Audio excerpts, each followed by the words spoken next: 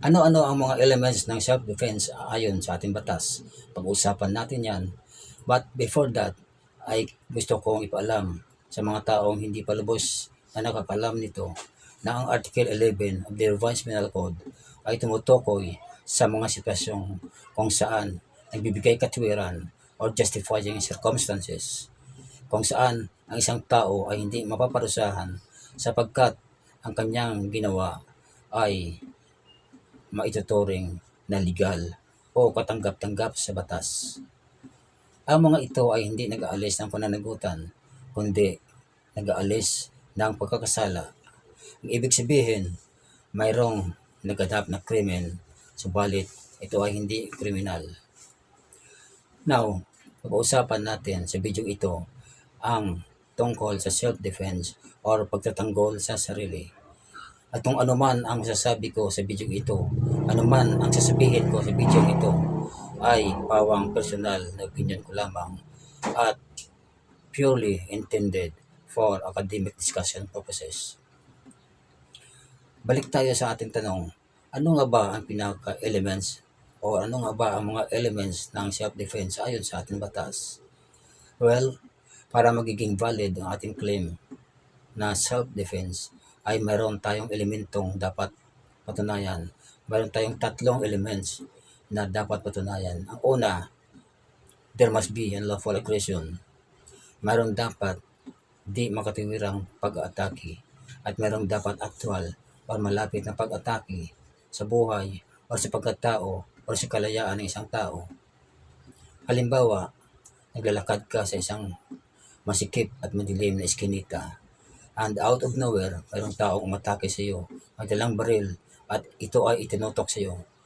At nagkataon na nakailag ka bigla at may dala kang sariling baril at sa pagkakataon na yan ay nabaril mo siya, napatay mo siya, pwede mo ipangatiwiran ang self-defense. Bakit ka mo? Dahil sa pagkakataon yan ay mayroong unlawful aggression na naganap. At yung means employed ay reasonable at hindi naman siguro nagagaling ang provocation. Kaya malinaw na you can invoke self-defense in this particular case.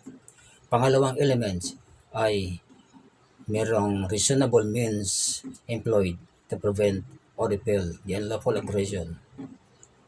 Dapat ang pwersa na ginamit mo ay proportionate sa banta na ginamit sa iyo.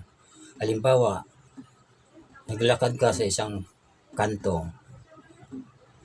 tapos all of a sudden, mayroong taong inatake ka bigla at this time, meron siyang daladalang walis tambo. Itong walis tambo ay hinambalos sa iyo. Of course, nagalit ka, sinuntok mo siya at sa makatuwid, nagsuntukan kayo. At sa gitna ng inyong suntukan, may dala ka palang kutsilyo at ito ay bigla mo siyang sinaksak. Napatay mo siya at ang katuwiran mo ay self-defense.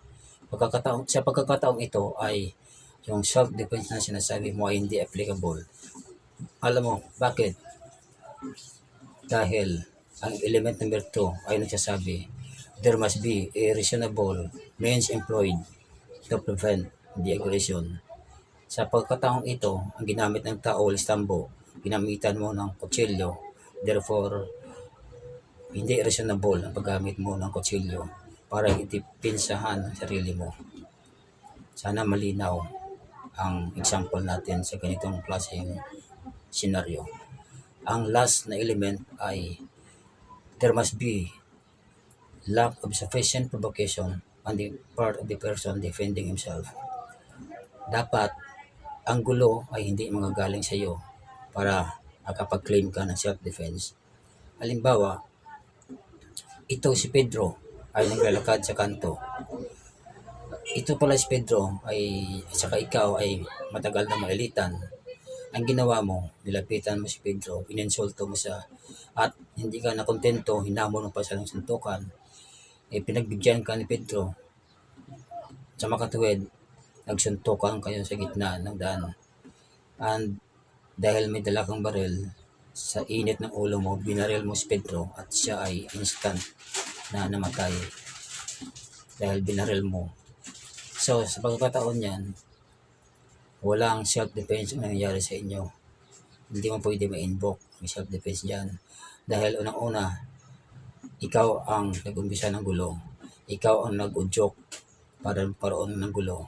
Ang sinasabi ng third element ng self-defense ay dapat there must be lack of sufficient provocation on the part of the person defending himself. Pero ang nangyari sa iyo, ikaw ang nag-provoke. Therefore, you cannot invoke self-defense in this case. So, yun lamang po. At bilang pagtatapos ay medyo i-recap ko na lamang yung Article 11 of the Revised Penal Code provides, among other things, that anyone acting in self-defense or acting in defense of his rights incurs no criminal liability, provided the following circumstances concur. First, there must be unlawful aggression. Two, there must be reasonable necessity of the means employed in order to prevent or repel the aggression. And number three, there must be lack of sufficient provocation on the part of the person defending himself. Yan lamang po.